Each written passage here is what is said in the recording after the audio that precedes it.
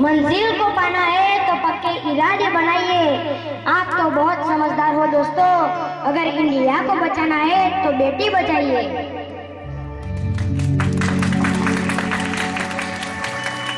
મિત્રો, જાણે આ વિશ્વની સોનેરી અને પાવન ધરતી પર અવતરણ મેળવી રાષ્ટ્રના નિર્માણ અને વિકાસમાં પોતાનું જીવન સમર્પિત કર્યું છે તેવી સ્ત્રીઓને મારા નમસ્કાર।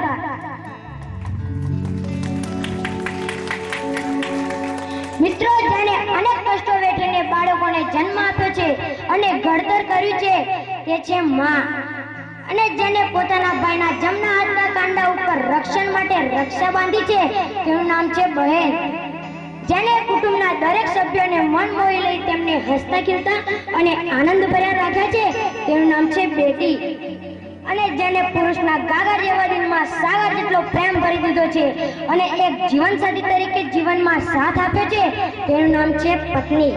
આ માં, બહેન, બેટી અને પત્ની આ ચારેય સંયોગીકરણનું સાકાર સ્વરૂપ મળ્યું છે તે છે સ્ત્રી। મિત્રો, આજે 21મી સદી ચાલી રહી છે। અત્યારે વિજ્ઞાન અને ટેકનોલોજી સહિત અનેક ક્ષેત્રમાં ઘણો વિકાસ થયો છે। હજુ કેટલાક લોકોની આંખો ખુલી નથી, હજુ ઘણા લોકો અજ્ઞાનતા અંધશ્રયોમાં ડૂબેલા છે, હજુ તેમના આંખ ઉપરથી પટ્ટી હટતી નથી। આજે આકાશમાં ઘણા લોકોએ ઉપગ્રહો છોડ્યા છે પણ ક્યારેય પૂર્વગ્રહો છોડ્યા નથી। મિત્રો, બાળ લગ્ન, સ્ત્રી ભ્રૂણ હત્યા અને દહેજ પ્રથા જેવા અત્યારે રિવાજો ચાલી રહ્યા છે અને આપણને આ રિવાજો તોડવા પડશે। જો શિક્ષિતો આ દીવાલ કરશે તો અને તો જ રાજ્ય, રાષ્ટ્ર અને વિશ્વ પ્રગતિએ પ્રમાણ કરશે। માટે તો આજે આપણા બધાના મનમાં એક જ રટણ હોવું જોઈએ, બેટી બચાવો, સમાજ બચાવો અને સ્ત્રી ભ્રૂણ હત્યા અટકાવો। મિત્રો, આજે દહેજ પ્રથા અને કન્યા વિક્રય જેવી સામાજિક સમસ્યાઓ નડતરરૂપ બની છે।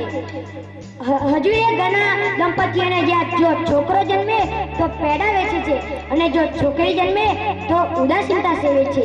આ ખરેખર અન્યાય છે। ગર્ભવતી સ્ત્રીના પેટમાં એક બાળકી હોય તે પોતાના મા બાપને પોકાર પાડતી હોય છે, મારે બહાર આવવું છે, મારે બહારની દુનિયા જોવી છે, મારે કુદરતના ઘોડે રમવું છે, પણ ઘણા મા બાપ આ પોકારને સાંભળતા નથી અને તેને પેટમાં જ મારી નાખે છે અને તેનો સર્વનાશ કરી નાખે છે। મિત્રો, આનાથી મોટો કોઈ પાપ નથી અને આ પાપ કરનારો કોઈ મોટો પાપી નથી। It is this our of reality our of country। શું આ છે આપણા દેશની વાસ્તવિકતા? શું સ્ત્રી ભ્રૂણ હત્યા ઘાતકી તથા સમાનાવી હોય છે? જો આપણે કોઈને જીવન આપી શકતા નથી તો આપણે કોઈનો જીવ લેવાનો શું અધિકાર છે?